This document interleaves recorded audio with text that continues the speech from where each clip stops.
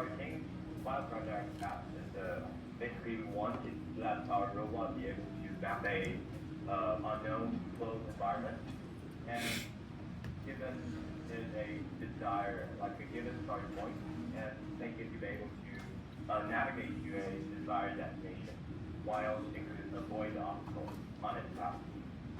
How it works is our robot is structured application two stacks, integrating LiDAR for the left, and along with the OP light using point cloud to do obstacle detection and trying to achieve obstacle avoidance in real time. The more requirements, we list separate two categories. One is the must-have. Because this one is part of really important part of our project. We must have plan with using navigation to stack and LiDAR data. And nice to have is given a obstacle avoidance ability and be able to move from a given location A to a location B. What we have done is we have fully developed our design system so that it enables the robot to map an unknown environment and be able to locate its position. And also we set up the CIU, that's for optimizing our localization, which I will cover later. And also obstacle avoidance part, we utilize the OP like depth sensing ability to be able to generate point cloud and visualize it in either Arvis and Spark Studio. Then we have our simple obstacle detection algorithm. So I would implement so we thought our last must-have, but we didn't really finish our must-have.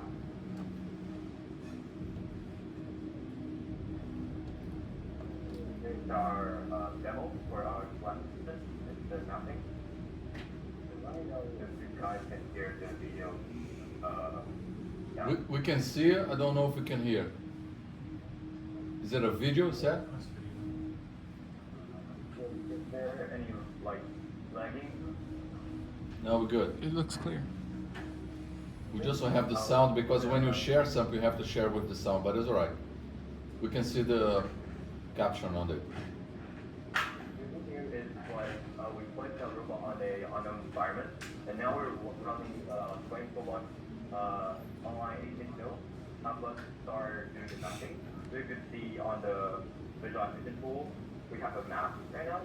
And then so now we start using our robot to navigate. You can see on the platform, we start to build a map.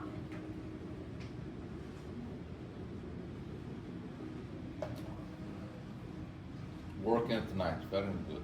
Huh? Pushing it. We're using Vascodom as our dominant source, and usually the description and the DOM reckoning characteristics. So you would like to just have a simple lab to map the whole environment. Because as you go too long, there will be too many drifts, so your map will be accurate. The mapping part. Is to how we optimize our map with the same topic focus. Because you can see we place our LiDAR with a not really having a 360 view, so we have to kind of filter out a specific range of LiDAR data and not using that data inside the design. So it's basically a filter that can help to the undesired range.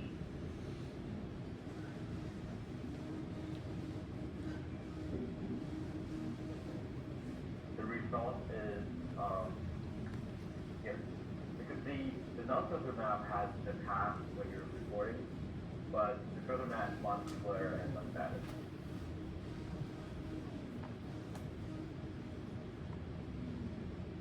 What is our final localization?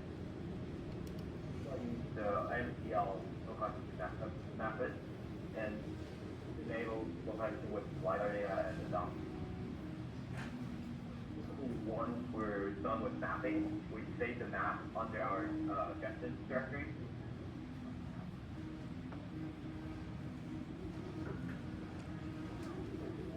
Launch a map server. Basically, the map server, what the map server do is to load the map data and publish a map frame to the entire system. Then you will be able to place your robot, connect your robot with the map using geolocation. So it's starting a map server.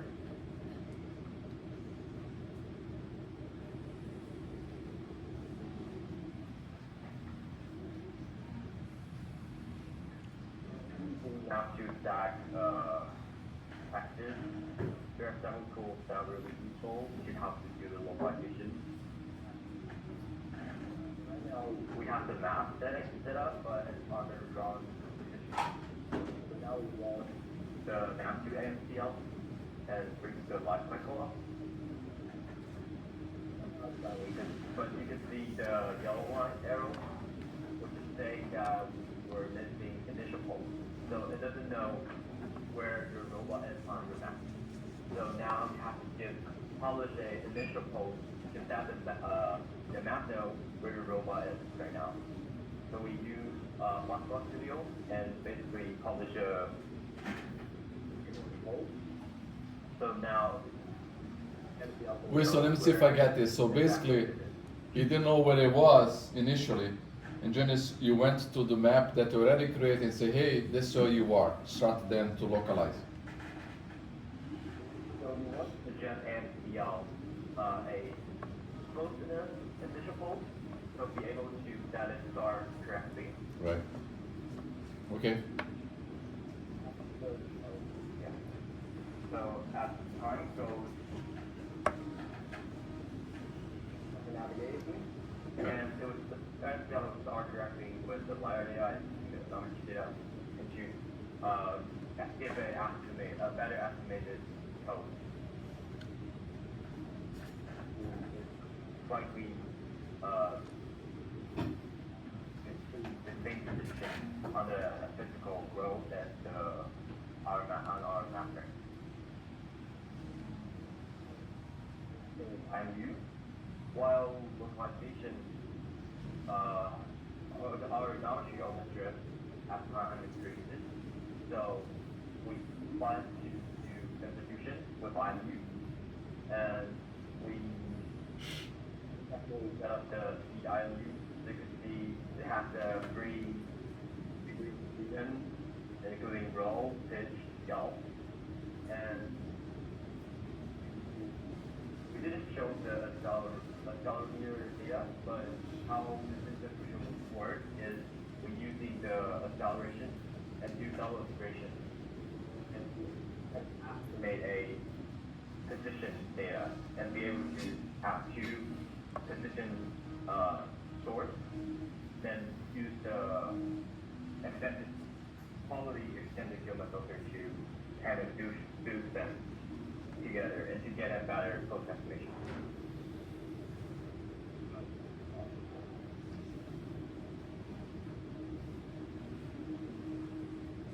The additional important part of our project is the URCF officer, which helps us manage all the transform on the robot.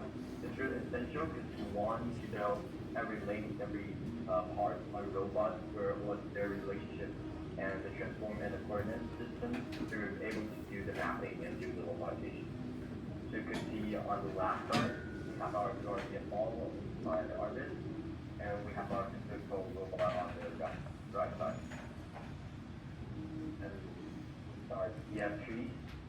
So you can see on the top of it, we have map, and under the map we have our vector zone.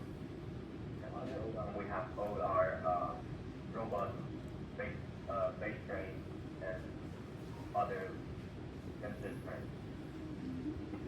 It helps us to manage of the transform and the crank coordinator of our robot.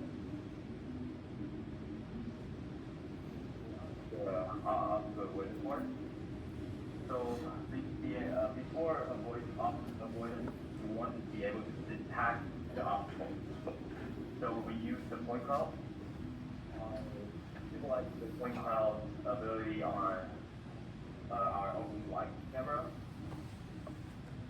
point cloud visualization, and the left side is with Arvis, and the right side is with the platform. From a simple obstacle detection, basically utilizing the point cloud. So we made sure that we could use the point cloud data to make each of the data into a XYZ coordinate. And now it's really simple that if it detects any area that has the height within 2 meters, then it would say there's the obstacle there. But actually there should be a better detection algorithm, which we would like to do if we have more time.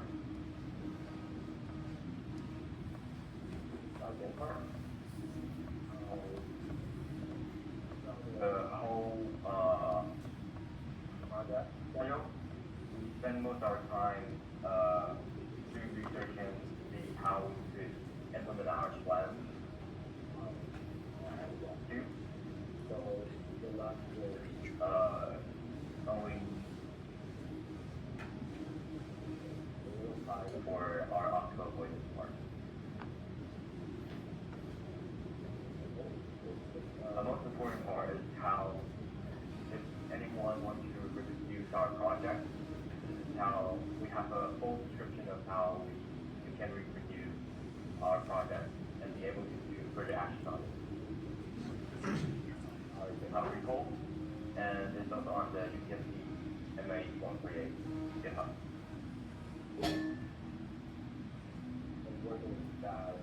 Our repo based on the J9 little car Docker image.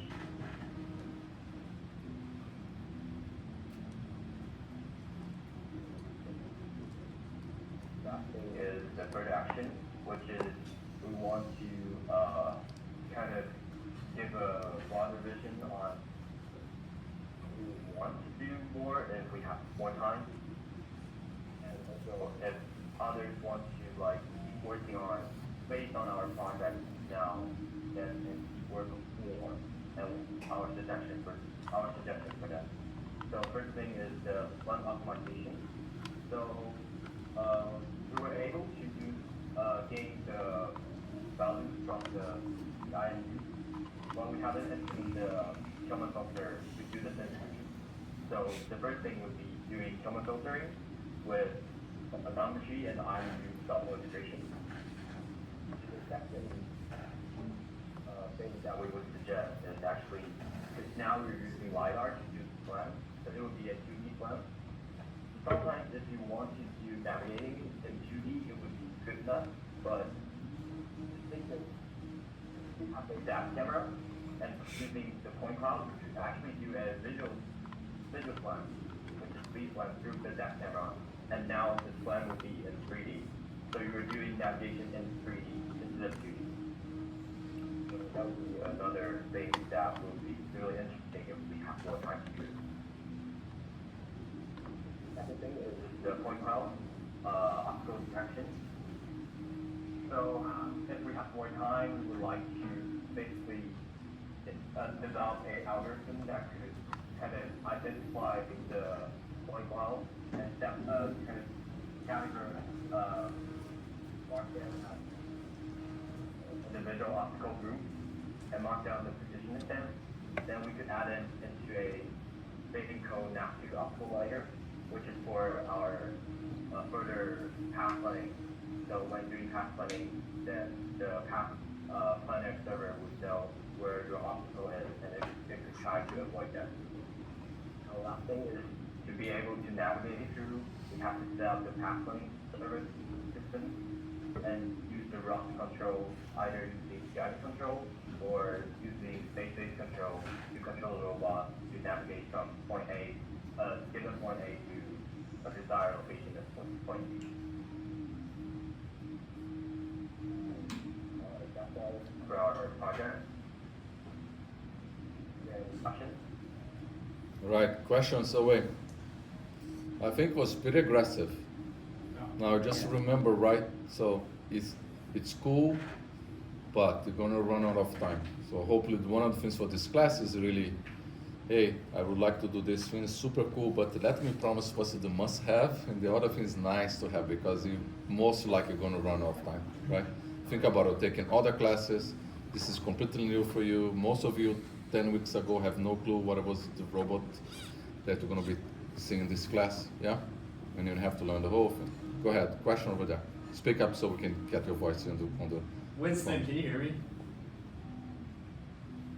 Frankly, can you Come closer. Wait, so it says further action, sensor fusion. Did you end up doing sensor fusion or not? some planning, but we haven't tried it yet. Okay.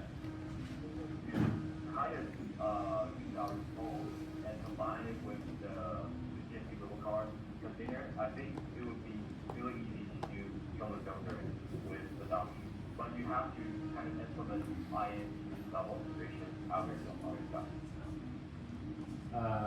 And so was the only reason to set the initial pose for the IMU, or did you have to do that for odometry? Localization. Oh, right, yeah, okay. Yeah, that makes sense. Okay, thanks. Any more questions? No? All right, good job, Team 7.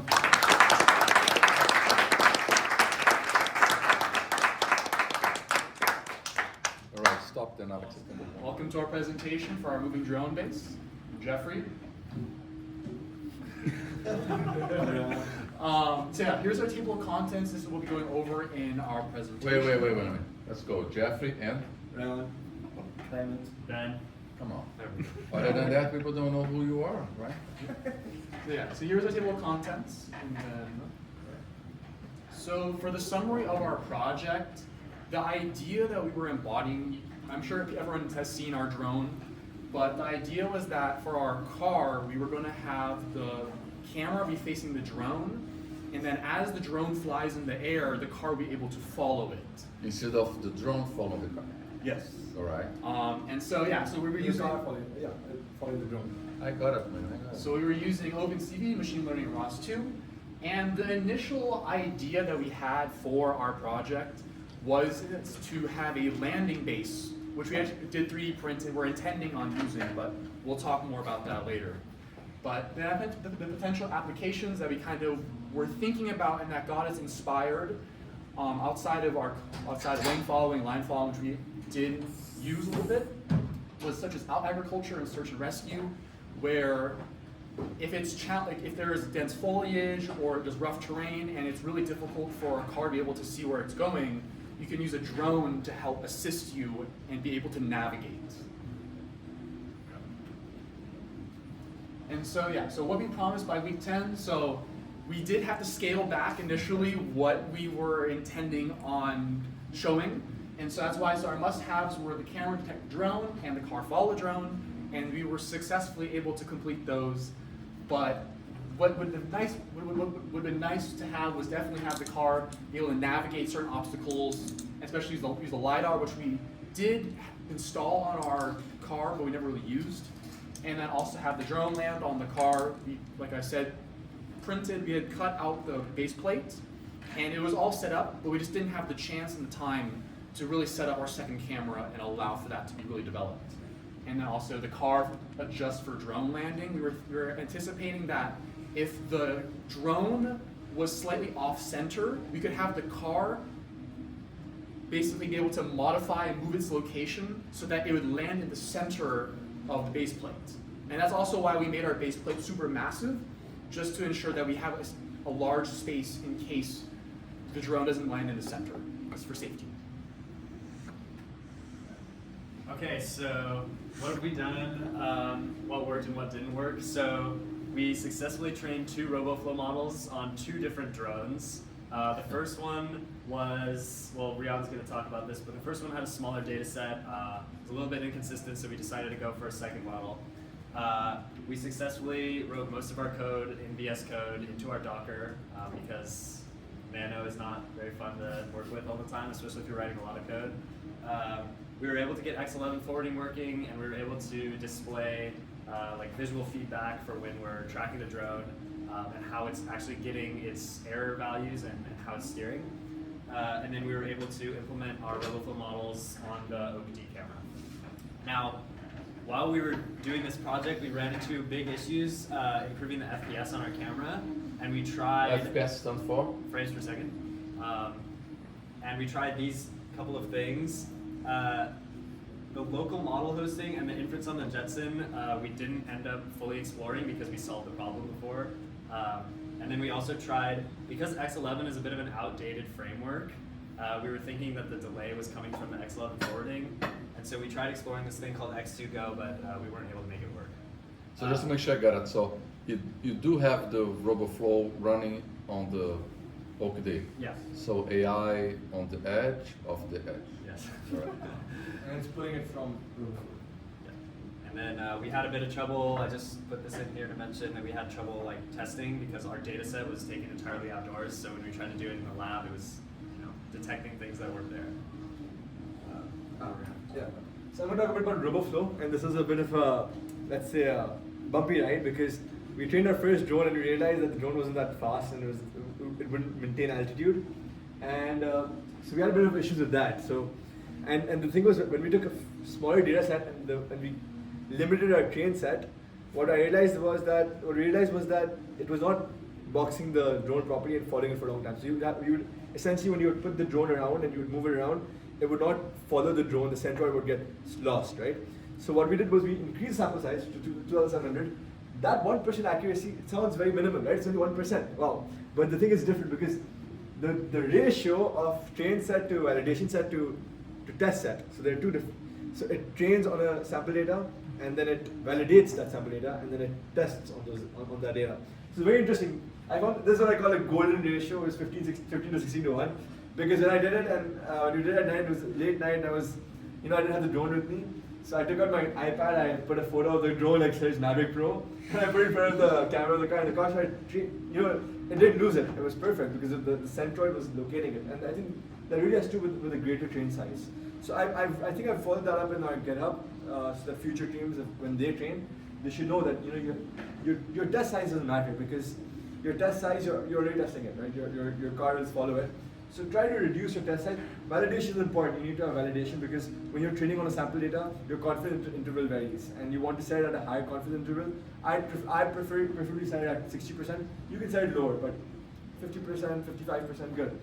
And 15% is the ratio for the train model. So wait a minute, I thought this is a mechanical engineering class? Yeah, it turned out to be a tuning class. Look at you, super cool, isn't it? Like it could be any CS or ECE, computer engineering class, right? Yeah. It's pretty cool, guys. Here you guys can see I have the iPad, and you see the centroid is locating it, and then it's pretty cool. Okay, so now I'm going to go over the schematics of our project, right? So what did we do, right? You see, we're not coders, and it took us a lot of time to understand the codes behind, but we also took inspiration from professors. Now you are coders, right? We're not. And but we took inspiration from your lane tracking actually, because we encountered issues, and I think Ben will talk more about it, even Clement will, with publishing, twist nodes, and all that. So we took inspiration from professors' lane tracking and line tracking concept, and we really took snippets and put it together, dependencies and all. It was pretty interesting. So this is what happens. What's happening, right? So you have the vision node, which is your OGD seeing the drone, and it publishes a message that, oh, I can see a drone. And so the RoboFlow is running on the OGD, and you have OpenCVs working, excellent working perfect. There are some delays, some latencies, but we take care of that, right? And so it publishes an error. So what is an error, right? An error is basically how much deviated you are. So right is a positive error, left is a negative error. So what does that translate when it's publishing positive errors and negative errors? It's telling our PID, which we tuned, our PID node that, okay, the drone is on the left. Oh, it's on the right. I mean, right and left. And then accordingly, it's changing its trajectory. The car is going to steer. But how is it going to steer? How is it going to control the throttle? Is all dependent on the West node. We use professors. We should have added the credit because we used Trine class, yeah. publishing, West publishing node because that was crucial. I think calibration.py was the one we used. So this is basically the basic schematics of how it works, right? And So I have a question here. yeah, sure. That means you don't steer, throttle only? No, throttle and steer. Oh no, so the PID is steer. No, basically because the steering was a custom, like These two are custom nodes. Yeah. This VESC node is just stolen basically from Yeah. lane following. Lane following. I So mean, this was where is the steering? Car car control node, PID. Got it. Yeah. Cool, thank you. So basically, yeah, and so that's how we were to streamline this process. Basically, error calculations, location of centroid, processing that using PIDs, efficient PIDs, which I've written up in the GitHub, and then communicating with the VESC, which then controls the speed.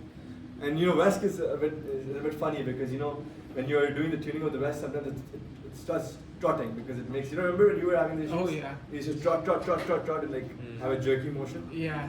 Yeah, so that was a tough part. And then one more part was which I think Lemon was talking about was it was steering left and not right. So yeah, How do you solve the stuttering? the stuttering I think we'll talk about this. he will talk about this. Okay. Yeah, I don't want to take over his side. So here is a slide with our major problem with the vision was the one we talked about last week, which is when the centroid is not fixed on the highest confidence, when there is multiple boxes in the frame. So we fixed this in the first time. You can see here my drones of the second drone. And so for your question, Alexander, all we fixed, like the chattering of the throttle, we put in place a buffer with 9 values, which is just created an average of our Oh, I see. last 9 AR value. So your So- problem was because your loop had instantaneous change of the throttle, and then that was shortening. Exactly. Versus just getting average, hopefully smooth Yeah. this up instead of one throttle each Exactly, loop. Yeah. because and sometimes the RoboFlow model just detect it and just lose the detection during I don't know maybe 50, That 50, make a lot of 50 sense, milliseconds. So during this time, the buffer just Continue what I had continue, before, yeah. exactly. Until I get to the next Exactly. image, until you get to the and next the, error. and the throttle will stop when the 9 next values are 0. Okay. So here for the buffer, yeah. I just have a quick question. What are the units on this graph right here? Is that time and This is error? just a generic signal. This is not like we didn't plot this ourselves. This Yeah, is- Oh. it's Yeah. just the principle of an average, like Yeah. yeah. But yeah. And for the steering, it's kind of the same thing we put in place. And for the first step, we just we was just able to steer with the custom Python code, and after that we put our custom into the car control node. You can go. Yeah, so here is our demonstration.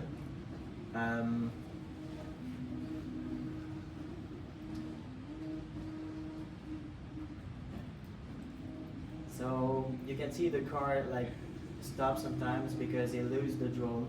Our frame is very tiny because we need more power, more computational power to increase the field of view, and that was an issue with our FPS because our field of view was too large. So like basically our frame is quite the same as the size of the drone, so the drone cannot move properly, like to stay inside the frame. And you can see, can you read it again? Yeah. You can see the delay when it's going to the left.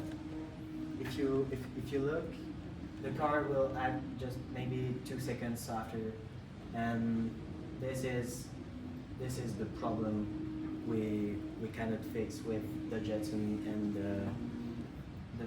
the fast of our RoboFlow model for now. Yeah. Okay. Did you record this video today? When did you- Maybe. This video was not this one, but another one we're recording yesterday. Because the thing is, we changed I the mean, drone. fair, right? Yeah. It's before your presentation. Yeah. No, we it wanted. was working, but we changed the drone. We had the old drone, and we realized it was not that streamlined because you couldn't control. So the answer was yes. Yeah. Okay, thank you.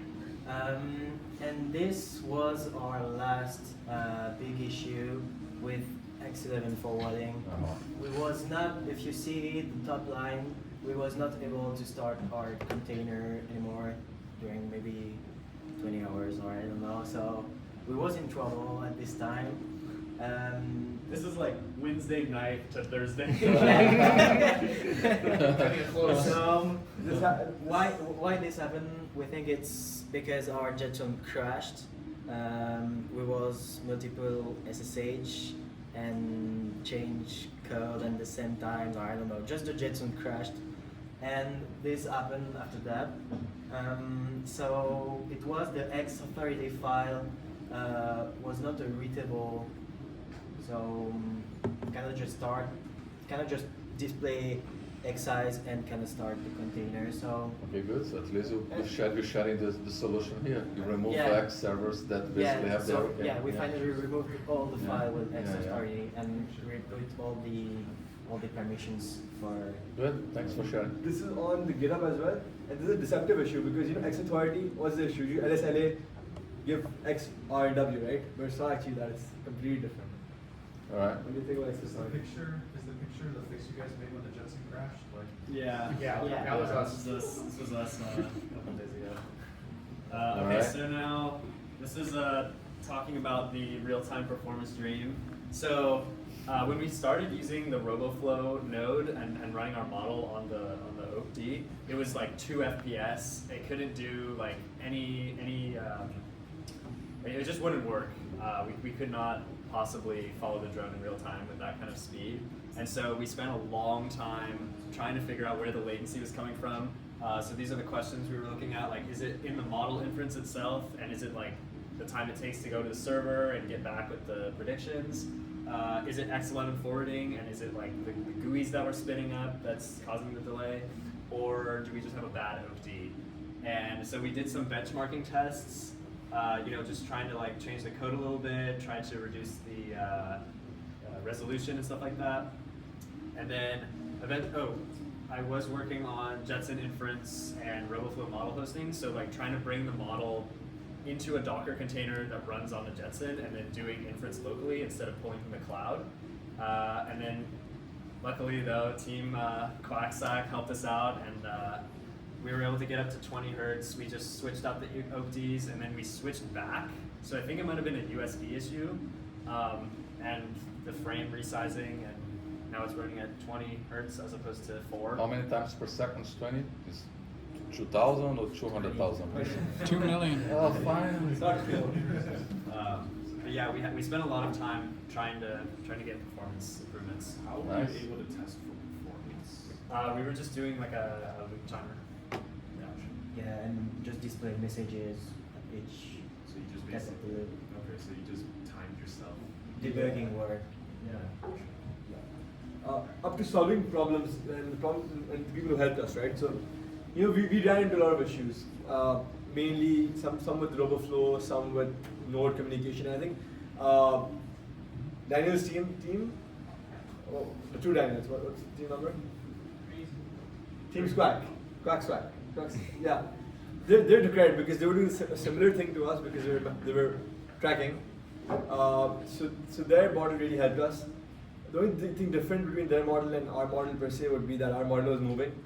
So it's when you're moving Centroid, it's a bit more complex. Because No, you're- they're moving you're moving the. but the duck is yeah. But our duck, So they follow the robot follow the duck, and you guys follow the drone. yeah, but the problem is that's one like Oh, 2D versus 3D. yeah. So it's, It's a bit because the problem is the issue that happens is centroid location. Again, it's all about centroid location because it loses it. Pele. Yeah. I became Pele last Let's time. go. Yeah. Arjun was a great help with the VESC. Tried AI, of course, for sure. ChatGPT for node configuration. Yeah. I never thought in my life I'd use ChatGPT. I gave up. Yeah. And You persist- give up, you like it now. Yeah. Kind of. Yeah. Love-hate relationship. ChatGPT is really good at explaining and breaking down the code into bite-sized chunks.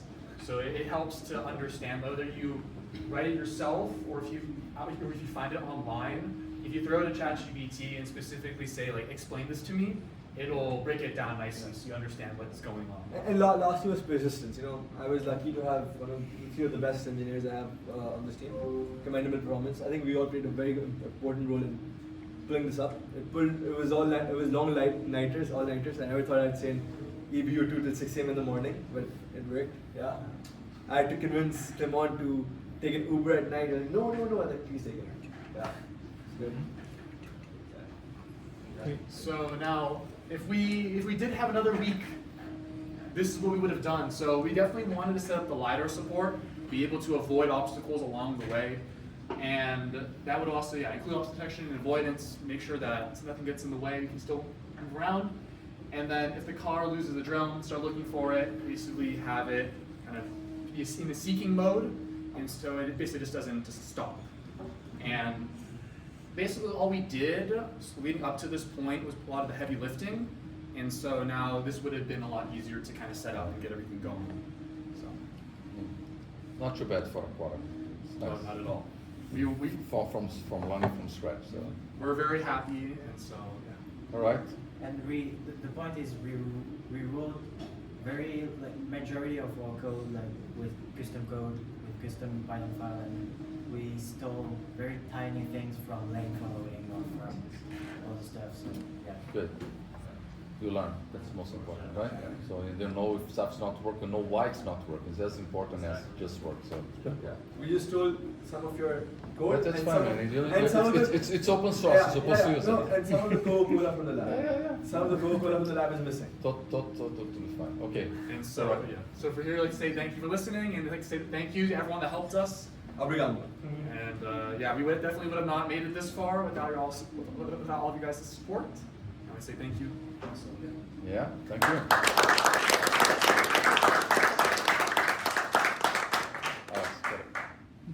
You guys ready? Are you okay? You happy? Am I gonna miss you, man? Okay, go. So we are group 5. I'm Kostov. I'm Gao. Look there. Talk there. Here we go. So here's our table of content. We're gonna discuss what we have promised and what we are gonna have the live demonstration of what we have done, and discuss what we have done and talk about the challenge we have met. So what we promised, we are promised to design a self-parking system that it can detect the parking sign and park into the parking spot right next to the parking sign. And the must-have is to recognize the parking sign and the parking line and be able to park according to the available parking spot. And what nice to have, we were thinking about having LiDAR as collision avoidance. So when it parks into the parking spot, if there's a car in there or there's something blocking in the way, so it doesn't go into run into the thing that's in the way. And we were also thinking to have the ability to search for all available parking spots instead of just park into the one that right next to the sign that we have. Okay, so what we have done. So firstly, about the hardware, we use the CAD to design some part of the car. And also we have handmade a parking spot, use the cardboard and some blue tape. And for the recognition part, we use the OpenCV and RoboFlow to train a model which can detect the parking sign and parking light itself. And we also implement our trained model into the JSON, so it can run remotely on our car by itself. And also after that, we have implement the model and our line following into the ROS node and integrate them together. But unfortunately, they didn't. They have been into the package successfully, but there's some error during the run process. Yeah, we can talk about that. Yeah, they will talk about this later. So this is the ideal result of what should happen. So this, the first one, step one is the recognition of the parking sign and parking lanes. So let's see, wait, I should change this. So in this video, you can see that it's detecting the parking sign and the parking lines with a certain confidence level. Like it's kind of unclear in this one, but in mine I can see the latest one was about 45%. So what we had done, what we had planned on doing was that if a confidence value was greater than 0.3, and that was just arbitrarily chosen, but if it was greater than 0.3, then we would activate the lane following. Why is it so low? Like it seems to be a really blue, really P there. How many images did you get to train it? We had about 100 136. Really? yeah, and it was a bit surprising for us too because the confidence level was low, but we had placed it in such a place that there would not be any other interference with like any blue shapes or blue objects. So we were confident like if it was detecting something, that was going to be the something. And this one was the second step two over here is supposed to be the ideal case of self-parking using the lane following node that we were working on in class a few weeks. So it was supposed to do something like that.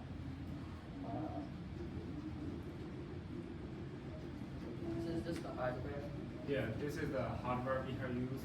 So on the right side is the parking spot, which we have shown in the class.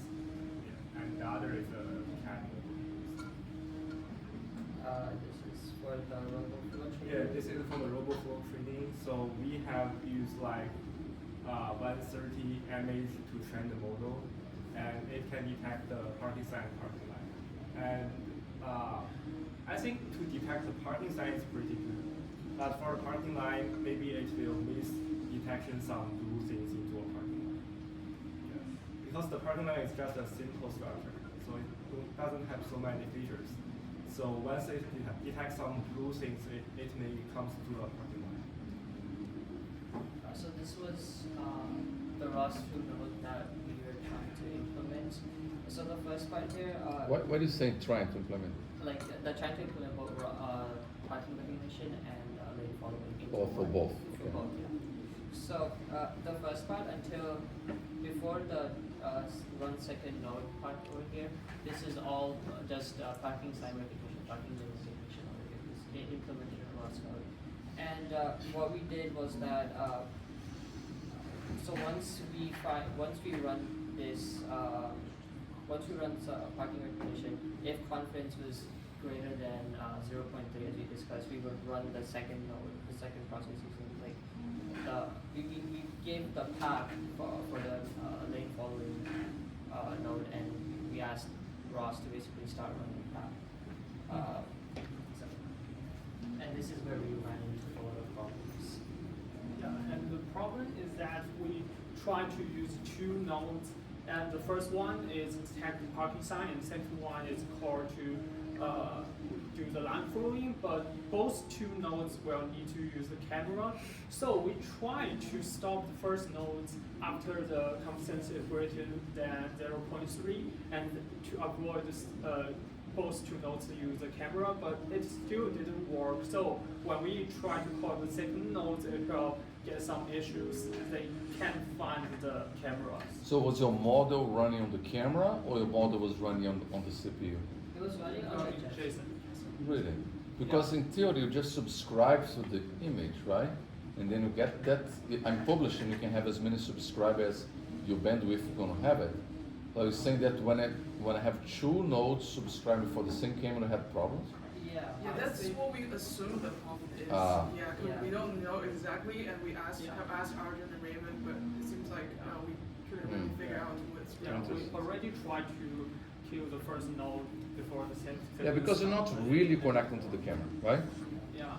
There is a publisher. I think maybe the model is running inside the camera. Yeah. Because I write the calling function for that, and it is Oh, like wait a minute. So you okay? That kind of would make sense because then you physically connect that, right? That means you train, you use the OOCD development like the SDK, you run the model in there, and then you maybe every time you cut a node, you call two different models. Yeah. Maybe. Maybe. Because if it's just the RGB image, then it doesn't really matter. I have only one publisher, right? And then people subscribe, I get out of that buffer, and good to go. If you run the camera, we haven't done that yet. It would be hard because you have to remove a model, put another one, run again. I don't even know how to do that. Yeah. This Do you one- do depth AI Yeah. at all? Uh, Do you use the depth AI too? Yeah, I use apps here. Yeah, so it's running on the camera. Yeah. Do you understand what I'm saying? Or not? Yeah. Everybody understand what I'm saying? Jason, I know it doesn't work, but get it why it doesn't work so we don't do this again, right? One is, I just have a publisher. The whole beauty of RAWs is this kind of stuff, right? I start publish, it's like, hey, if I have Netflix, just one person can watch at the same time because I have one subscriber. They're not gonna make money, right? So I have the subscriber, get to the RGB camera, and once it's in there, I can just subscribe and a bunch of people can get it to a certain limit, right? Okay. The other is, I have this model I running on the video acceleration that has on the camera itself. It can accelerate it, actually not the video, but it can accelerate the model running there. And then now I'm trying to run two of them, and then they're gonna choke, right? It's not really meant to have that. Do you understand the difference? yeah. Okay. So this one is the video of the problems that we're facing. So now it's detecting. So this one is running the detection, and now this detects successfully over here. Detect the parking sign. Yeah, but then, Next time you want to show something, put like a big graphics interface that detect parking, because we can't be able to read this. Like you can in your computer, I get it, right? But then maybe you can print something that's a splash that come out because on the video gonna look much nicer, right? yeah. I mean, of course, it's first time you're doing this. Hey, look, I can see on my screen, I can read it, but people sitting all the way, I cannot read this. I imagine people all the way to the back cannot either, right? Yes. So make a big splash, yeah? Learn that? Cool? Okay. So like in the second last slide, it says like remove the publisher error one time or no device. Yeah. Because I'm already busy, right? You Yeah. probably so you're really running that on the camera, I think. Okay, all right, let's go. That was it. Next. And if we got more time, we'll definitely try different other methods to see, play around with the nodes and to see, first find what the exact problem is. And we were definitely gonna try to learn more about RAWs to see why the problem is happening and try to solve this problem. And we have spent the past whole week just trying to figure out this one single problem, but it just ended up didn't work out. Now that you think you know what's the problem, then what? I'll give another week. What are we doing? I think we will first try to, instead of running it on the camera, just try to run it on the Jetson and then, so that they will be. And what's the difference then? The difference will be that instead of having two nodes running, like trying to connect to one camera, this one. Yeah, I mean, your AI is not really running the camera, right? I bring that just an RGB, and then two nodes subscribe, assuming the nano is fast enough, let's say if you use the GPU acceleration to run the two AIs and two X number of CUDA cores, right? And maybe you're gonna work. Maybe slow, but you're not gonna tell, I can find the camera because it's only one node using the camera and I publish and then I can have two subscribers to it. Would that solve? Probably. You have to test, right? How fast you're gonna run is a whole other discussion. In small image, right? For your case, who cares? 5 hertz, 10 hertz will do it, right? Because you're really almost stationary, just sparking. Okay. Other than that, we only got time to just learn a little bit about LiDAR. We haven't really got more Yeah. time to Okay. actually use it. So if we got more time, we're going to try to use the LiDAR as well. All right. And then special thanks to Dr. Silverman here, our TA, Arjun, Titan AI team, everyone in Titan AI, and all our amazing classmates who are here for helping us out.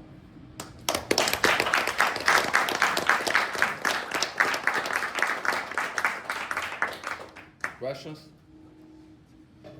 No? Got it, please. Jeff's team, they're Yeah, yeah. automated Yeah. a little bit better as well. All right, everybody. Team 4. Alright, so we're team 4, ECE Drive, autonomous campus rideshare, and I'm Damien. Jacob? I'm Joe. And we have another team in Houston, but She can make it to the final. She's doing finals, yeah. Who will gonna give a finals on the Friday at 5 p.m. Besides me? Besides me, who's gonna be doing it? It's stressful. What kind of professor is that? It's fine, I'm getting thrown you after this call. Alright, so our overview is we're a rideshare service on campus for ECE students, and our main objective is to like give students rides to where they want to go, like a certain location. So someone could request a location, like take me to EB2 from here, and then our car would go up to them, scan their face, and if it's the correct person, it will go pick them up and then drop them off at the location. And basically, there can be many things like with this, because let's say a professor requests a ride, and then we have Jacob that's trying to take the ride from the professor. The car's not gonna pick him Not up. cool, Yeah, Jacob. Not cool, man. Not cool, man. So it will scan his face, and it'll be like, hey, that's not the professor. That's not who requested the ride. So I'm like, you know what? Like, we're gonna keep waiting a little bit until the professor shows up. If he does, if not, we're gonna go back to the designated location and then wait for another person to. Or pick up Jacob is right there, a customer waiting. Yeah, I know. What if Maybe I- something like that. If Jacob is a legal customer, it Yeah, could be check. he's just trying to get a free ride. Kirsten actually checks for that. Yeah. All right. Yeah. She doesn't call them illegals, but she asks them to register for the system. Yeah. Okay. Okay. Register. You're right. Register, please. Okay. All right. Unregistered. Yeah. And then yeah, we're using GPS for this, and then yeah. Alright, so it's so this is kind of what we promised. So again, we're looking to do face. recognition, ride request node for users' input specifics, and then custom user interfaces for ROS too, so we could interface it with the GPS navigation, and then finally the integration to the Jetson Nano for all 3 functionalities. And then the nice to haves that we promised week 10 for the LiDAR for dynamic obstacle avoidance, and then ROS integration of the whole framework. Yeah, spoiler alert, LiDAR didn't happen, so. But yeah, that's. Alright, so our hardware. So for this, our particular final project, we decided to make a mount for our GPS and a camera on the side of the car. So basically, like an Uber, when you go up to an Uber, you're gonna go up to the car. You're gonna be like, hey, like, is it Uber for me? And then it'll be like, yeah. So basically, same concept. So instead of the camera on the front, we want it on the side.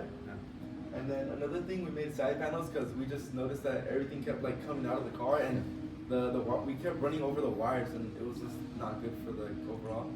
And then another thing is we decided to make a UCS drive like little logo to add to the front of the car, but we didn't have enough time to print it out, but we finished it. Come on, man. It's not tough to print out.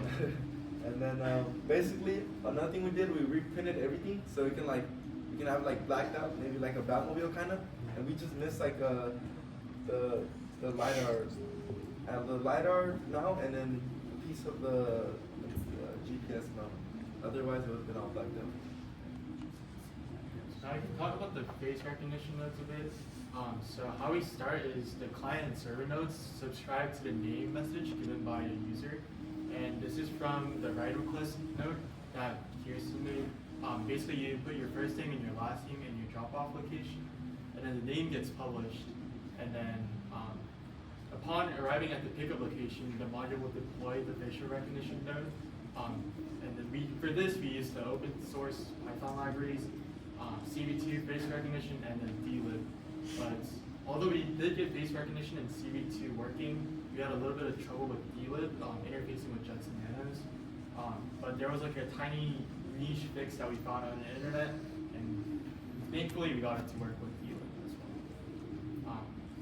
And then if the student's identity is correctly identified, like as the person who requested the ride, the navigation will be initialized through the boundary car GPS navigation. And the RTT of the face recognition nodes is shown on the right. You can see that the face recognition publisher is there, and then it goes into identified faces. So there's predetermined faces of like our users. For instance, Jacob. Registered users. Registered users. Registered. Like Jacob or Kirsten. Illegal users.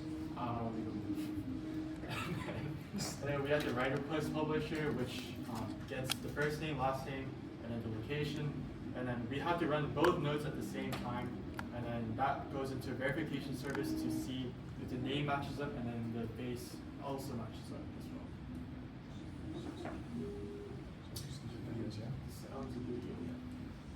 So she's kind of stealing my thunder here because I'm about to show you guys this in real time, but she definitely worked really hard putting all this stuff together. You have to make sure it works, right? So that at least you show, hey, it's working. Oh, it definitely works. I'm about to. What do you think this is for? Yeah. Talk about that live. yeah. But yeah, so she's got all 3 nodes running. This was like, I think she was super excited. This was the first time she got it running. She was like, it was probably 3 or 4 in the morning when she posted this. We were all asleep. But like I said, credit where credit is due. She really like became like a fiend for Ross and Docker and all that stuff. So I don't think this one's a video, huh? Oh, this was earlier this week in the lab. We loaded like my face. I sent her a selfie and we loaded it into the folder and was actually able to differentiate between the 2 of us.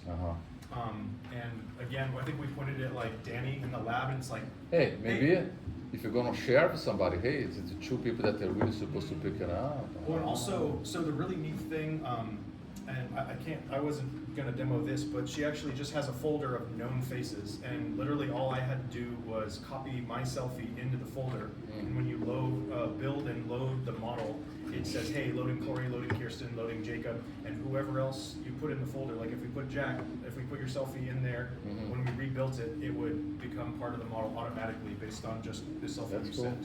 So again, like, yeah, you could use a Facebook photo or whatever's your profile. Yeah. But so I think I was gonna show the demo at this point, I think. So real quick, so everybody's favorite terminal, MOBA Xterm.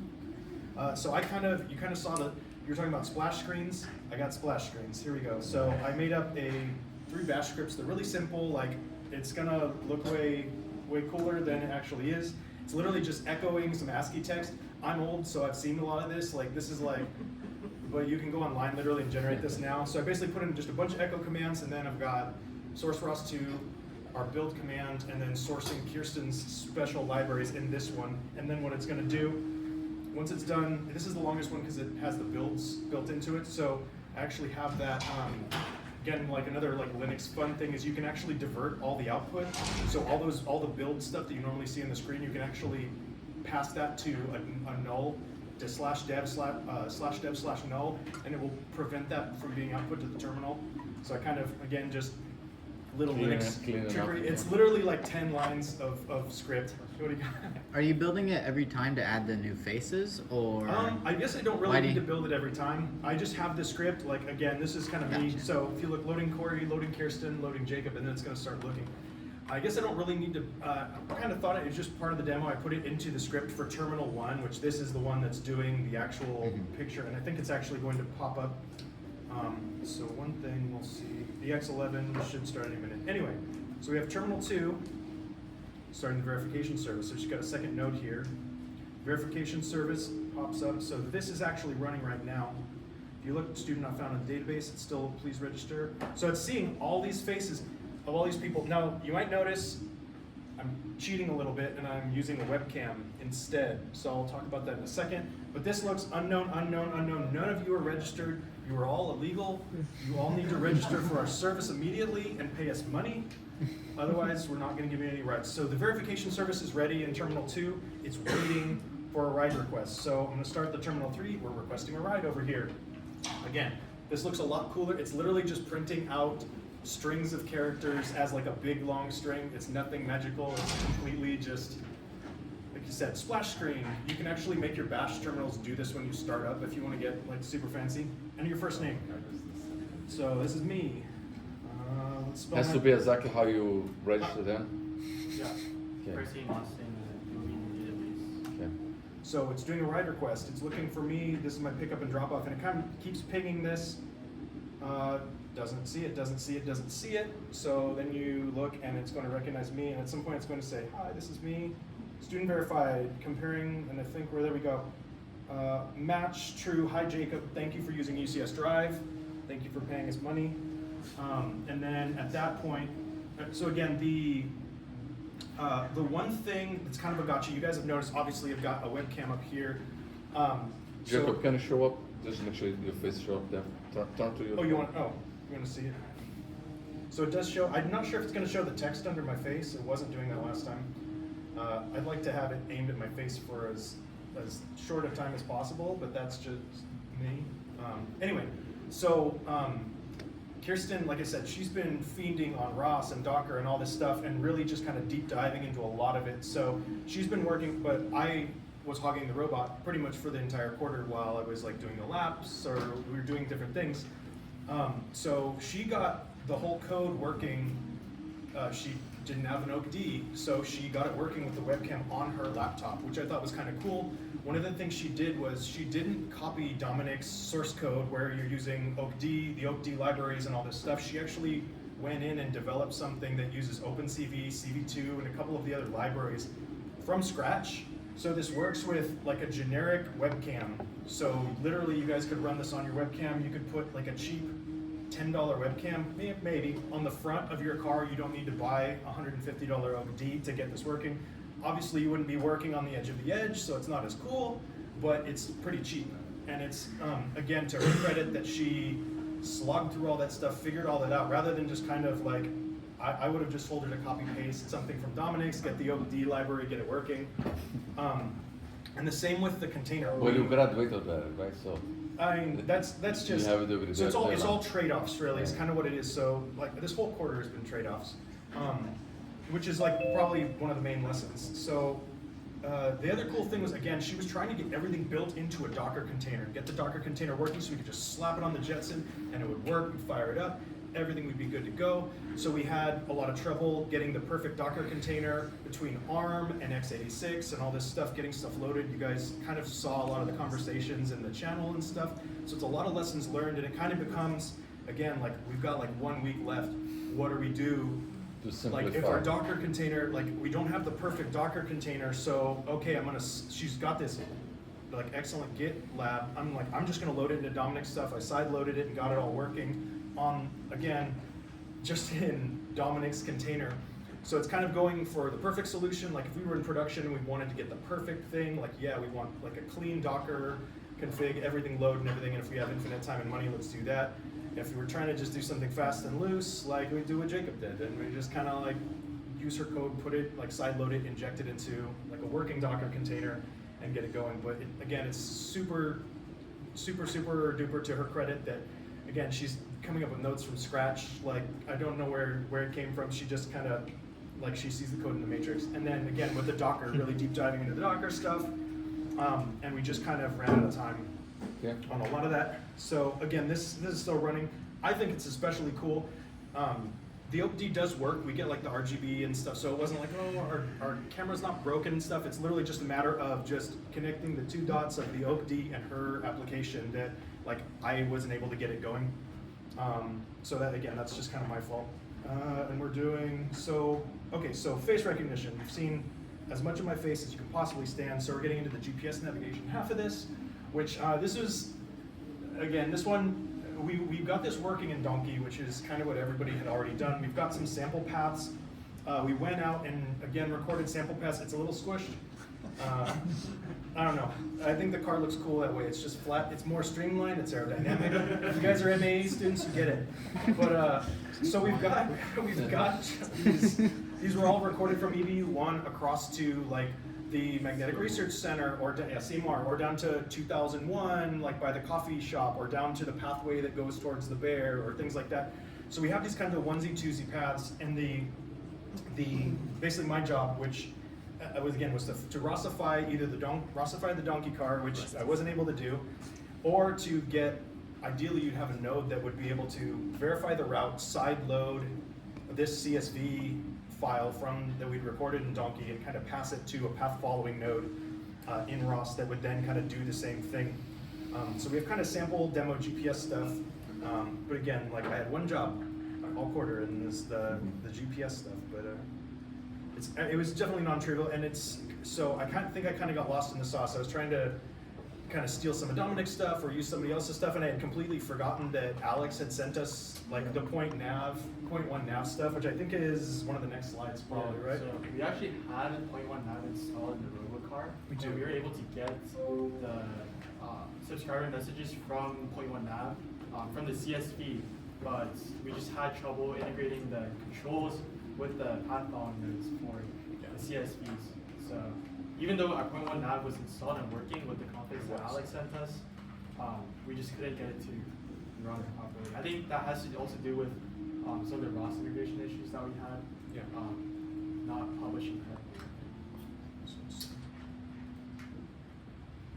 So we got to what kind of work is. So again, I think I might have kind of stolen the thunder of these slides a little bit and kind of gotten into some of them with a few major things. The ROS integration path following, like I mentioned. I think, again, there's kind of trade-offs. My brain wants to make one node that can do a bunch of things, whereas like the opposite is like, hey, we're gonna have like one ROS node that's gonna just publish the frames and do this, and we have another one that reads the frames or subscribes to the frames and does this other stuff. So just kind of figuring out, I think Kirsten had a really good flow chart of kind of the nodes that we would need and what would work, so you kind of have a way forward.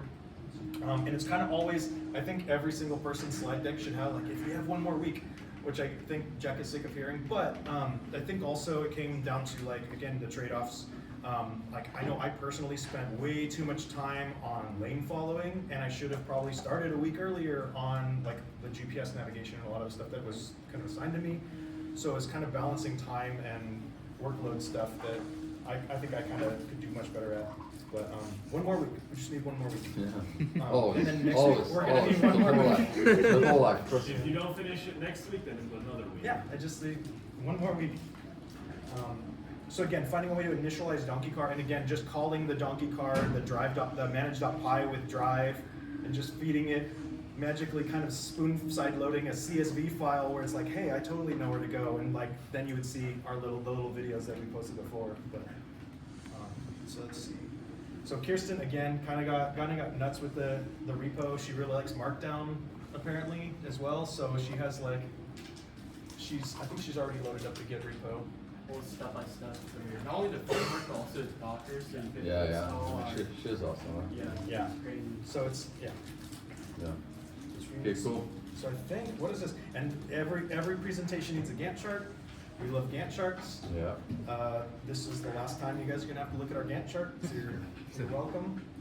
And yeah, so we're probably beyond schedule and beyond, like, again, some of these things are obviously gonna like kind of go beyond the line, but and I think is that what else we got? I'm still identifying faces over here, but we can stop that. That's good. Thank you, fellas.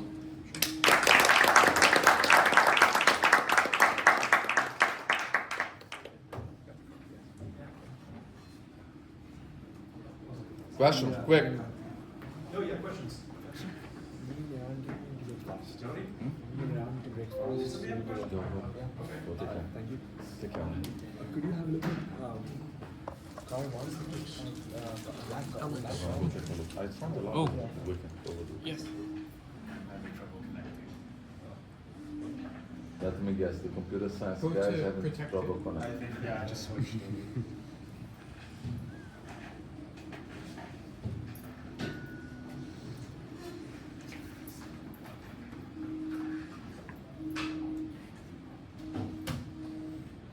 I like how scuffed this is. We literally have a camera mount, but we've chosen to just plop another camera on it. Yeah. So you know it's an elegant design. Are the wheels different because you load the different printers to print quick? Yeah, 4 at once. You're hogging the whole lab, This huh? one took 5. Yeah. You should try TPU for a bit of squish. I was thinking Good? What? It's stuck on connect despite changing Wi-Fi's. Justin, can you try? Yep.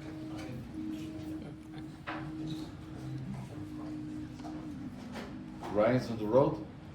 Yeah, Ryan's on the road right now. You're gonna have like a minus letter then? Minus, yeah, give him He's like a, he's a slacker? like a D. I haven't seen him. Yeah, haven't helped at all. Where's the, how do I present it? Somewhere there, all the way to the right. Yeah, up, slide. The top right, slideshow. slideshow. Up, go up. Yep. Every time. Yeah, I mean, especially if you want to present, you don't see as easy as somebody is outside. Right, Right there. right. I'm like, oh my god, I gotta get this. Slow then. That's a big one. Oh, you online? You are. Yeah. Why is it? No, try again.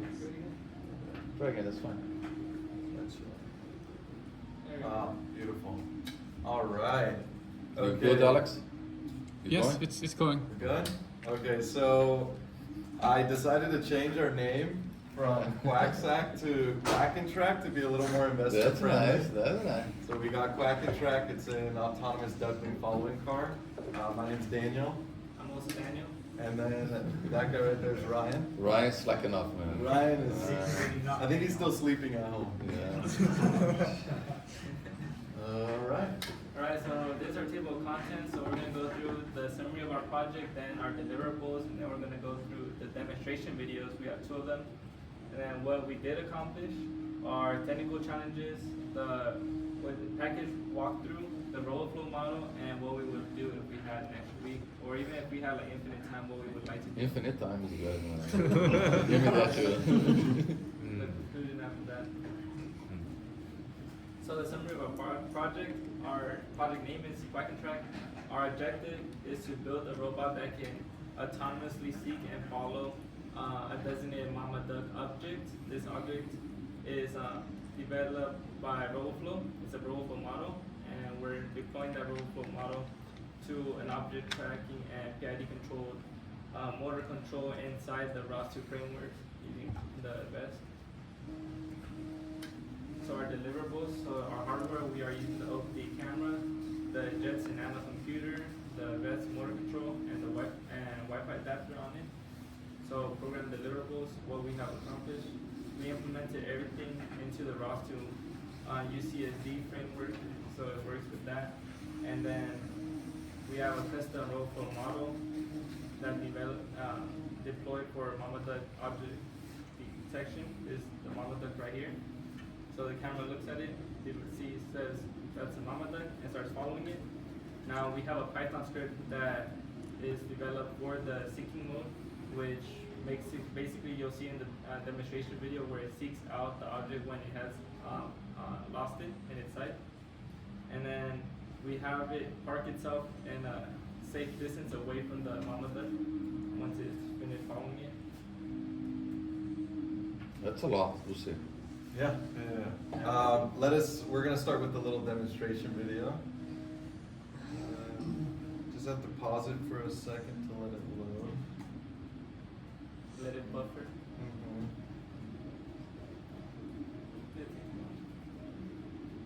When did you make the video? Today. Good. So this is fresh. This is all new. We wanted the We have two. Where did you print this big? Here? Yeah. We wanted that. Nobody complained it was too big? No. No? No. So here's the first video. So as you can tell, it's in its seeking mode, where it's just driving in circles until it finds it, and then I show it the duck, and so it's following it, and then once it gets close enough to the duck, it'll actually stop. And we didn't want to kind of record our monitor, but it is actually like saying, "I found you, mommy," and like, it's displaying little messages. And then again, I place it. Wow, anywhere in the frame. Yeah. And it'll drive up to it, and once it's like close enough to it, it'll stop. And then this is the other video. What is close enough? Real distance or just how big it shows? So the way we did it was if the Y value of the duck is within like a certain range of the top of the frame. So that has its complications, but for This is RGBD camera? No depth. Yeah, no. If we had, 5 more weeks, maybe we would Five more. attempt. Infinite time. We have infinite time. So here's the other one. This is with its shell. So he's looking Oh, a yeah. lot cuter now. So it's running, and then I should have let it buffer. It's actually not autonomously controlled. The duck controls the robot. So Yeah. they're controlling it. So let's go. I thought that no animal testing allowed campus. Yeah, we just won't tell. ECE about it. No ducks were harmed. What's so small? Yeah, there's an issue with the buffering. Try moving to UCSD protected from the robot. Oh, you're right. That could definitely be it. But I think it's okay. It'll be fine. So again, it's seeking, which the seeking path is really simple. It's just in a circle until it finds the duck. And then I think I pull out, oh yeah. So we have the duck on the bench. It drives up to the duck. If the video can load, it's gonna keep buffering. But yeah, basically the same thing as the previous video. It drives up to the duck, it'll stop, it prints out a message like, I found you. And then so what I do is like, I'll steal the duck. It doesn't say I find it. Quack, quack. Yeah, because ducks don't speak English. We might teach the duck English soon, but yeah, so then I steal the duck, and it starts its seeking mode again once it doesn't detect anything. And so I'm gonna go into this a little more in some of the previous or next slides, but Team 6, you guys implemented a very creative way of like not detecting like the random noise, because sometimes like in the model it would detect like a keyboard as like a drone or whatever, or for us like Ryan as a mama duck. A kind of way we went around You this. were orange. he was a little flustered. So what we would do is just increase the confidence threshold. Yeah. So if it had to be at least 90% confident. If not, it wouldn't act on anything. So that was just a super simple fix. And again, Super simple after saw Team 6 doing it. Not even, yeah. And yeah. Okay. So that's the little demo of the guy. And then if we could just go into there we go. So, what did we accomplish after everything? So we deployed the duck following script within the ROS2 framework. And this allows for if someone wants to go in and choose or change their model, like if they don't want it to follow a duck and they want it to follow, let's say, someone with a hard hat or another robot, you can just go into the code and change the model that you're calling. The other thing that we did was we implemented the RoboFlow model onto the OP Lite, so it's an edge of the edge device. And then we added the lost object recovery, which is the seeking mode when there is no duck being detected, and the stopping mechanism where the duck will stop once it's close enough to the mama duck. And then the technical challenges, which were too many, honestly, to put all here, but some of the big ones were just deploying the RoboFlow model to within a ROS2 node. That was almost impossible, but big shout outs to Team 6. Clemon and Ben kind of helped us out with that. And then we also had issues where when we would run it, it wouldn't connect to the camera. And that was basically because our node was calling the camera, it wasn't subscribing to the camera package. So what we had to do was just disable that camera package. And then publishing the correct values to the vest, that was another thing that we had to dive into the UCSD hub to just figure out what values, because it's not just the offset, it's like the offset divided by the center, or it was just a different value. And then getting the seeking mode to work properly was a huge challenge that me and Ryan didn't finish until last night, actually, at midnight. We had issues where it would run the seeking mode once and then not run it again, or like it would run the seeking mode, but while it was running the seeking mode, it wasn't actively looking for the duck.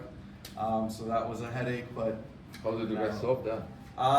We had to kind of set up flags where we started running the seeking mode and then have multiple conditions where if the seeking mode is false and there are predictions being published, then don't run the seeking mode. But if there are predictions being published, then run the seeking mode. It was a little kind of trial and error at that point to get it to work, but sounds like mechanical engineer design to the best. Yeah. And then we had an issue with delayed responses similar to Team 6, but we implemented like a resize to the camera, and that increased our frame rate a lot. And then a little bit about I'm gonna do a quick walkthrough of our package that we made. So the package, basically the main thing about the package is the actual duck following node. And so within that node, we are calling the RoboFlow model, and then that is publishing the X value of where the model is in terms of the camera. And similar to Team 6, if it's like to the right of the center, it's a positive value, to the left of the center, it's a negative. And then from there, we also have a PID controller, and the actual code that takes in that offset we got from lane following. And we kind of, it's open source, so we use some of that to be able to, steer our car. And then in that same node, we kind of built one node that does it all. So in that same node, it'll stop the duck if it's too close to the camera, and then there's like a little function at the end that limits the steering and throttle values, so we don't publish a value that will kind of try and turn the wheel way too much. And you want to talk a little bit about that? Yeah. So this is our RoboFlow model. So you can see we had the confidence threshold up to 90%. So anything less than that threshold, and it wouldn't really detect on the OBD light. So our mama duck is this right here, and we just took almost 400 pictures. I think it was 399 pictures, and annotated them onto RoboFlow, and then we generated a model off of that. And right there, RoboFlow gives you a lot of different options of how you want to put it into Python to work with either the Jetson or other things. I think there's like a open like C++ and Python, other ways to implement RoboFlow onto wherever you need it for. So with that help, we were able to have our mama duck, and as you can see, it had a 99% confidence reading it just on the table. And on the top left of the screen, you can see that the precision is almost 100%, and the recall 100%. So yeah, it says that the precision is 99%. Definitely not. Even during testing in the morning, sometimes it would detect It is on this condition, do you understand? Like this is all relative to the condition that you show the stuff. Yeah. Right, so on the photos that it chose to test on, it was like, oh, it's a 99%. So I guess for a more accurate reading, we could have been selective about what we wanted it to test, like maybe a picture of Ryan, because for some reason our model likes Ryan. And this is kind of like a little bit about what actually gets printed out onto our RoboFlow node. So we took this X value, we would take the confidence value, and we would take the class value to be able to actually detect if it's reading something. And so if it wasn't, then it would enable the seeking mode. So what we'd like to do, if we had another week or 5, the LiDAR or depth camera implementation for the improved seeking mode kind of introduced some sort of obstacle collision avoidance in there. Train our model with more data. We only use 370 images, so I think for that, which sounds like a lot, but it's really not, since Team 6 did like almost 3,000 images. For 240 images, we think that our model performed really well. And improve a way to send commands to the vest. This is very similar to this right here, smooth the jittery throttle, which, after listening to these guys' presentation, I think I have an idea of how we could approach that solution. That one, easily we could get done in a week. And then implement. Just go talk to Clement. Exactly. S'il vous plaît. Quote for me. And then GPS implementation for like nest sites where maybe after seeking for X amount of time, it can retreat to a nest site. Thank you for listening to this free knowledge.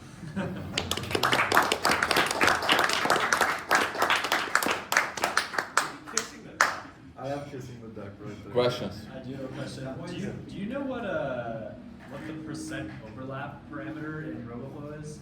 That is basically if you have two things being detected, the higher that overlap, the more they'll stay separate objects before being combined into one. All right, Alex. Get up.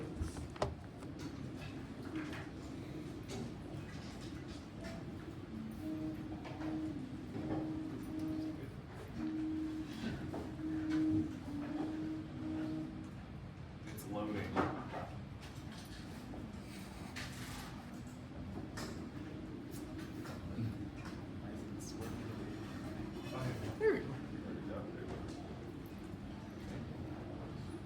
So this is Team 1's drifting car, I guess. Never really gave it a name. You on?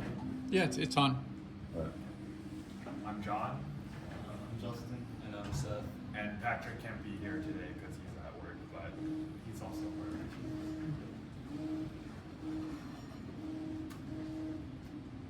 And now it's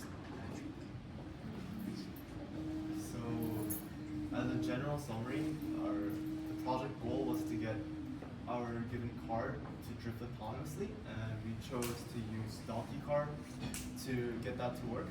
And the way that would work is we would first have to drift manually, and then Donkey Car will record the inputs that we put, and we also added an additional IMU to record orientation, position, and acceleration data to incorporate in the training model that Donkey Car has. Besides vision. Oh, we also In use addition to. Yeah. in addition to. Okay. Although I don't think LiDAR is a part of it. Well, all right. So our deliverables, well, our main goal was to get the car to drift. So our must-have was to get the car to drift autonomously, and a nice-to-have would have been Drifting into the parking space with Rust. But we never got there. Yeah, we never got there. All right. That's fine. That's why it's a Okay. nice to have. So in order to actually get the car to drift, there's a lot of modifications that needs to go on. So it's originally all-wheel drive. You have to completely remove the drive shaft, the front differential, so it's rear wheel drive. And the tires went through so many different iterations. How many? 4 or 5. So I think we've experimented with the initial smaller plastic wheels, which had too little grip.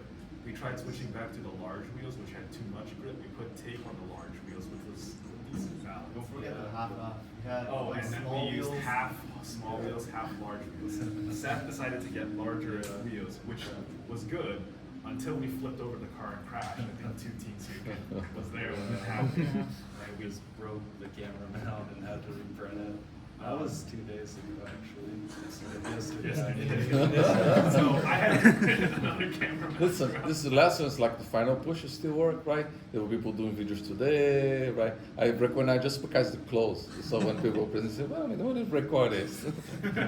I mean, the answer could be 2 or 3 days ago using the same clothes, but I have a hint about what was done today. So, all right. And then finally, we decided to try. We first taped the wheels again, and then Seth literally printed the plastic covers today. Today. Today. So that works great. Okay. So another issue we had was with whipping around the car for drifting. It shakes around the cables, and the vest kept changing ports. It would kind of disconnect, The bad reconnect contact a little bit. Yeah, exactly. Yeah, the loose Just a connection. little loose connection, and then just covered it in tape and that seemed to work 50% of the time. But yeah, just a bad connection. We can't really do much about that. And last, we upgraded the suspension system because the original one, the car would drag on the ground because it's too heavy. And yeah, we also had to up the best settings to really crank up the motor speed in order to get it to drift. And we had a lot of help from Alexander getting the best, best tool to set everything. Does it make sense? What is that, the RPM? What is that? RPM? Let's start with the RPM. Revolutions per minute. Yeah, rotation, okay. And then E is what? Electronic, good guess. And then that VESC has then what, a limit? It has a current. It has 4 limits. Yeah. 4 different places for And the yeah, RPM. then, so then it basically, I'm not gonna rotate more than that, for whatever reason, right? Now you needed more, okay, change that, right? And then I'm not gonna give more current than whatever was my limit, you change that. So that's the idea behind this, that to protect it for some reason, right? Yeah. I remember that we specifically didn't want to touch the current limit and the voltage limit because we were worried that it was going to burn the motor, like burn the vest. Or yeah, the vest usually has like max current rating, and the Yeah, but buddy, you far. I think we already fried the vest. That You could fry a second one. I don't know about that, but okay. So this is just a summary of the software updates that we had to that we went through, which we're going to talk more in detail later. So we had a Python. We first had to get a Python code that read readings from the IMU that was given from, I think it's Arjun. Raymond gave me the IMU. Oh, Raymond. Yes, and it's specifically a seed IMU. We got a lot of help from Nikita. And second, we need to now incorporate that IMU code to Donkey Kong framework so that it could record and like use that data in the training. Okay. So I'm gonna go into detail. Oh, not yet. Not yet. You go. So first, we had to learn how the Donkey Kong actually worked. So basically, what happens is when you, like for example, when you run Python manage.py drive, what it does is in manage.py it starts a vehicle file called in the code it's called v, and the manage.py has different. It interacts with the part folder in the Donkey Kong framework. And that basically the part folder, it sounds like what it's basically what it sounds like. It incorporates the different parts that you could add on to Donkey Kong. So for example, the camera, the LiDAR, even like the controls or like steering, like things like all of that is, you can add it in the manage.py.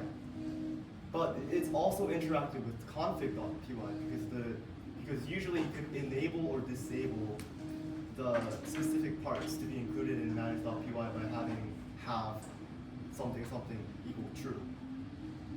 So after that, so in the manage.py, after you first import all the parts that you need, and then after that, you can add the parts into the vehicle class using using the function .add, and I have I'm using So specifically, Donkey Car has it's basically done for you. Donkey Car has a vehicle class object, and inside it we can just do v.add, and then it just slaps the input onto it, and it'll usually process it. I didn't mean to interrupt, sorry. So yeah, to add on specifically for the parts that are importing data, so like that you're importing data. So for example, the top code here that's the part where you get the information from the IMU specifically, which we're probably going to be using. So this is a default IMU code inside Donkey Kong. So what it does is it creates it first imports the class IMU from the parts IMU.py in the parts folder, And then it brings the specific sensor type and all these different settings from the config file that's in myconfig.py. And then it adds the IMU's data into as the output into these 6 strings. And later on, when you need that, you can add that. You could bring back those values as inputs. So you can see here it says IMU and outputs equals these 6 strings, and then here later on, this is the simulation part, I think. You could bring those 6 values back as inputs. And the most important part here is it's effectively like handled for you. You didn't have to do any specific implementations on the manage.py side. What we did have to change was that we went to donkeycar.pods.imu, which we went to the file. Oh, first of all, this is Nikita's code. He wrote his own imu.py file, which the most important one is notice the function calls. It'll be very important later. And this is what you said and explained earlier. We had duplicate size. And this is the IMU file in donkeycar/parts. And over here specifically, you have 2 main functions that really only matter. The other ones just call itself. You have init and pull. And I wanted to point out over here is that the 2 supported IMUs are literally just if statements. So you got seed NPU 6050, and then the other one is not shown, 90 something, I don't remember. And I just slapped my own if statement over here for seed, and we just used Nikita's code over here as kind of like a glorified wrapper. It just creates a data, creates the IMU, Nikita's IMU in the sensor, and then later when we go to pull, we just call that sensor Nikita's pull, and we just transfer the data to the corresponding outputs or the values. And that just works. It practically handled itself, which we effectively created a new configuration. Instead of IMU sensors equal to, and we only had 2 before, NPU 6050 and 9250, we now have seed. And that one actually saves all the data. So this is some information inside the data/catalog files, and you can see here that we have actual IMU data stored here. Very precise decimals. Okay. So I was gonna say that just got all the IMU stuff working. It works and it actually like saves the data. I can't exactly verify if Donkeycar is properly using the data because the neural net kind of acts like a black box. I can't really see into it. There is a way to, if you look at documentation, there's a way to visualize what's triggering, but with... we ran out of time. Okay. But we got the car drift at least, so sad. This is your specialty. You're the drift master.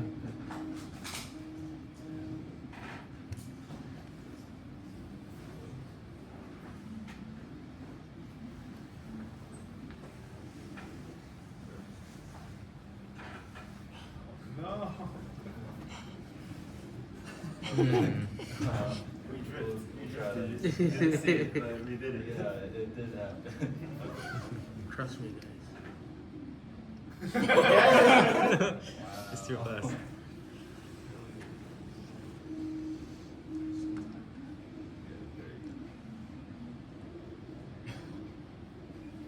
I thought you already loaded, no?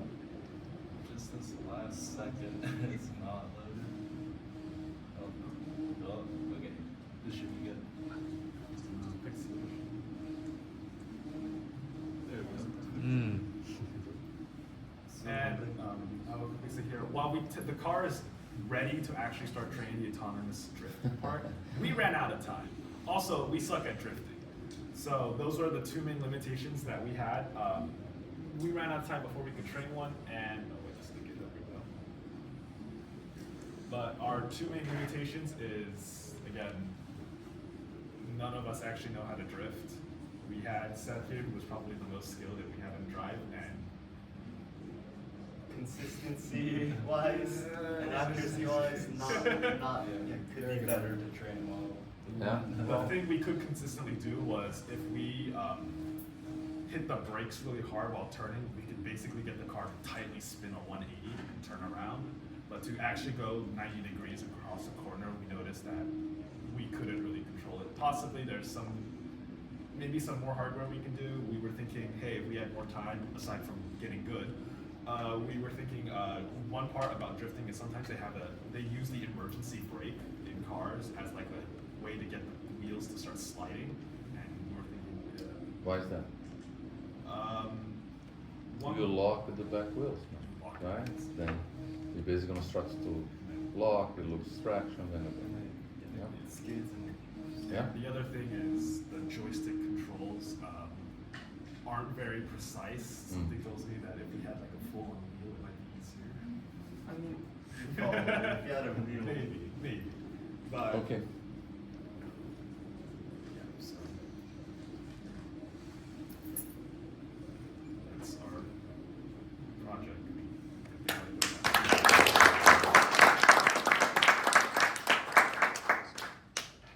You know the Marty DeLorean from Stanford, the drifting one? They don't train using neural nets based on, they don't do reinforcement learning, I don't think, right? Because they're not drifting the DeLorean themselves and recording data. They're just figuring out the vehicle dynamics to drift perfectly, and then they're, I don't know, training in sim and then transferring it. Oh, do you want to demo? I think it would be hard, to get reinforcement learning where you're the human driver is training it by getting the data to perfectly drift. There's a lot of physics behind it too. Yeah, I just am curious if you knew how. That's the whole point. Then the control, they want to prove the control spectrum. There is another university, they actually race on dirt roads, and then they drift basically RC cars. It's pretty cool. Yeah. Virginia Tech maybe? It's pretty cool. Check that out. It's expensive but nice. Okay. Yeah, if you really programming it right, and then it was a control class, we can take care of that. This is get you to be dangerous enough to go around, right? This class, yeah? Okay, thank you. All right, Alex, do you need your robot or not? I No? think we're fine. We're not doing All right. Rest in peace, my Yeah. Literally last second. Yeah.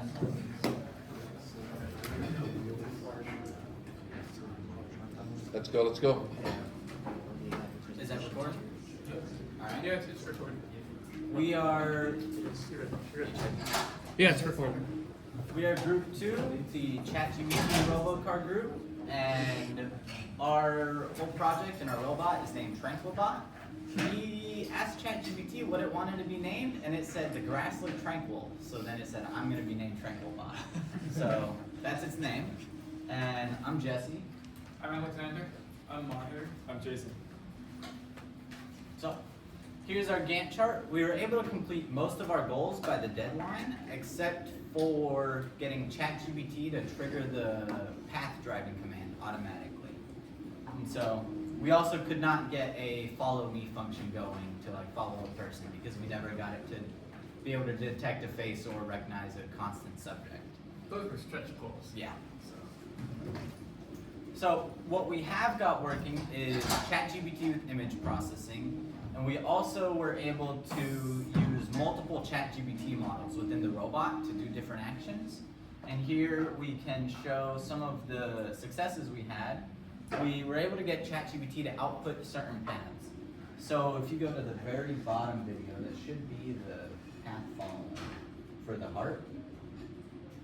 I just recorded this today. Yeah. So just in time. In this video, what we told ChatGPT to do was create a path of a heart to follow. And so we couldn't get it to trigger the manage.py drive commands in Donkey Car automatically. But it did, but it was the intent error. Yeah. You can see here it goes up, makes kind of the initial loop, and then it comes down and it kind of gets lost towards the end because it doesn't know where the next points are. And one of the biggest issues with having ChatGPT create paths is it would create points with way too sharp of corners. So ChatGPT, I mean, when the robot's driving and it hits that corner, it has to then compensate and go all the way back. Yeah. I'll try and show the zigzag. Yeah, show the zigzag. The zigzag looks really good. Could you like tell ChatGPT, oh, avoid making like really sharp turns, and would it like make a heart that's less steep, for example? So it would sometimes do that when we would give it certain requirements to try and fix it. Like one issue we had is when it made a first heart, it used 5 points, which is not enough. So we added in the system message, used at least 30 points. We could definitely add that other fix. And I feel like if we added a check for any path that it makes, to like check each point and see the angle to the next point, we could maybe interpolate that before the command gets sent. And so lots of time this issue was arising because the first model had the image, so it had very great spatial awareness, but then the second model had no image. And so the first model would say, create a point by first, do your first lobe and then make a radius of like 4 meters and then turn. And the first model was great at describing what it wanted, but because the second model had no images, it just would not create that accurate of paths. But we did get it making paths in the end, so we consider that a success, besides the part that we had to manually trigger the drive command. So if we were able to get the ROS2 controls working instead of Donkey Car, we might have had a much better experience with that whole process. This is a video of ChatGPT with the image processing working. So you can see there's 3 nodes that call it. Yeah, so here we asked it to drive to the blue chair, and the car is faced on this little corner, and beyond it, around like right there, is a blue chair. So when we So you didn't have a pre-trained model. It just says on this image, look for a blue chair, and then it basically went to ChatGPT, and then he was processing the image for you. Yep. Yes. We did no training whatsoever. We feel like if we were tuned ChatGPT on like 200 paths that were all curved and all with super space point, like small spacing points, it would have done way better if we were able to fine tune the model. Cool. Another cool test that we did do was like, hey, follow the, we placed like 2 paths in front of it and be like, hey, follow the fish, and then it would turn in the direction of the fish. Yeah. Nice. We gave it kind of semi like mental test where we were like follow the hand with more fingers, and it would go to the hand that was holding up 4 fingers and not 2. And then we also gave it avoid the obstacle in front of you. We put a backpack in front of it. And the action plan said, it looks like there's a backpack laying on the floor in front of me. There's an open space to the left, so I will need to go to the left. And then the function calling model sees that the first model said go to the left, and it would generate a drive command to turn left. We have video for that, right? It's on the next video. Oh, next. Oh, this is the backpack. Yeah. All right, this one. I think it was this one. We ran into lots of issues where the Python was too slow to capture the messages sometimes, and then ChatGPT's response time was usually upwards of 20 to 30 seconds. So using ChatGPT remotely on the complete opposite of edge of the edge on a remote server and relying on other people's compute led to us only being able to do discrete actions and not using ChatGPT to do any continuous control of the robot. I believe it's probably in the next video, but we can move on. Did you This show one, the yeah, I played it. zigzag? I'll play it. Yeah, I showed Okay. the zigzag. So here we were really frantic, and then it started going towards the chair. But because that was only one ChatGPT instance, ChatGPT could only send one function, and that's drive left, so then it just drives left, and ChatGPT can't check again and make sure it's heading in the right direction. So a future goal we would also want to add is giving it kind of more tuning controls where it would do this first action, then we would tell it, you ended up in a really bad spot, next time adjust your values accordingly. So we can show some of those ideas we had in the presentation. But yeah. Let's see. Next slide. Then there's our slam map from last week that we got running. Let's see. Slide. Yeah, so one of our stretch goals would be triggering the manage.py automatically. And also combining it all into one model instead of two. We don't know why OpenAI won't let us function call with the vision model yet. It's probably due to safety issues and that they're holding that model back. So the best course of action we think is being able to run it on a local GPU. That way you wouldn't have to rely on any server connections at all and using local LLMs instead. And then another stretch goal is using SLAM to map it and then send ChatGPT 2 images, one image of its location and then another image of the SLAM map. That way when it goes to generate its points, it has a much better reference of where to place those points. And we could even let ChatGPT make the points, plot those points on that SLAM map, tell it this is what your points look like on that SLAM map, and then let it generate a second plot. And we tested that a little bit, and it would usually fix its path to look a bit better. And then, yeah, we just want to use LiDAR to not hit any obstacles since ChatGPT can't do that live. And then, you want to talk about the Oh, sure. So, again, one thing that we'd really like is to get the same model with function calling and image processing. Because right now, it's just reading a plain English plan saying the image in front of you contains a backpack in the center of the field and people in front of it, and you should turn left and then go forward to get around. So there's not a high level of detail. So I think integrating those two is highest priority. Other things, we had a LiDAR node that should stop it when it hits a wall, almost completely programmed, but just ran out of time to do the last bits of debugging on that one. Basically, we had it to the point where it would send a stop command to the VESC, but we needed to get it to send another command to stop the ChatGPT drive from sending more commands, so they would just be conflicting with each other. This is so int10 error is a error in the manage.py drive file that we never managed to figure out. Basically, sometimes you run it, it works perfectly, and sometimes it gives this error. And it was basically, ChatGPT was set up to call the manage.py drive, but things like the int10 error just threw everything on it too much that we did it manually. So for next steps. Yeah, our next steps are for like some of us to use the code we built in this class in future robotics projects. So personally, I want to pivot to using ChatGPT in more fixed systems.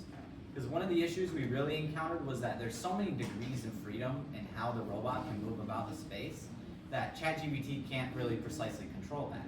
But if you only have one axis of motion, and you have ChatGPT define like where from 0 to 1 as your parameter it wants to place a robot per se, then we feel that in a fixed 1 degree of freedom system, ChatGPT would do great at following your precise instruction. And then we also want to get the safety avoidance running if we had a week. And then alter the image. Alter the image being sent to ChatGPT with some visual information where if this is your image being sent to ChatGPT and there's an object right here, we would label this 0 degrees steering, -10 degrees steering, -20 degrees steering, -30 degrees steering. That way when ChatGPT goes to send the drive command and it knows the object's right here, it can visually detect that it would want to do a -20 degree steering. And then it would have more of like, you know, in sci-fi movies and shows when it would show like what the robot sees and it's an overlay of all this data. That might actually be a really good solution to compressing all that data into a way that ChatGPT could understand. And then we would also want to let ChatGPT adjust the PID controls after every iteration because it might realize like maybe I'm steering too far. And then you can let it adjust its gains and kind of give it even more control and autonomy over how it uses its own body. So that would be a long stretch goal, but very interesting one. I think just decreasing the model latency by running it locally would be so huge. Everything we did here was basically pre-planned, pre-executed. Running it locally, it opens a whole world of possibilities for reacting in real time. Yeah, you have to, right? With the latency that's in there. Okay.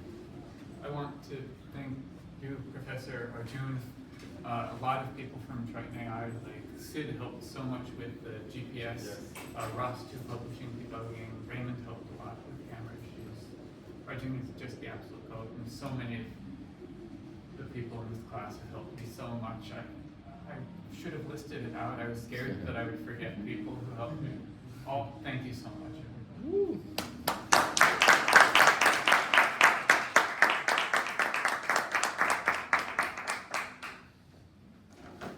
Yes. I have a couple questions. So, when you're telling it to generate a path for you, how does it? It's giving like GPS coordinates, or how does that work? So we let it define the path relative to origin 0, 0. So its x coordinate is meters in, I believe, your east and west direction. And then the y coordinate was meters in your north and south direction. And so in the function column, you can tell it, give me back an array of points. So an array of x values and y values. And ChatGPT was allowed to give back any number of those values. And Well, then, but X, Y based on the GPS coordinates? It's a relative coordinate system. So Donkey Card doesn't use like latitude, longitude. They just, you initialize something to 0, 0, and then in meters you test go. it out by driving the car and you see the values and just negative to two animals. I think the x, y are point in the cardinal directions. So like x is, I think we figured out x was east, y positive is going north. But the coordinates themselves are just relative and measured in meters. So like you can see this. Cool. Oh, yeah. And All right, one. Oh, go ahead, Ben. My second question was, so the API calling on ChatGPT 3.5 Turbo was 30 seconds?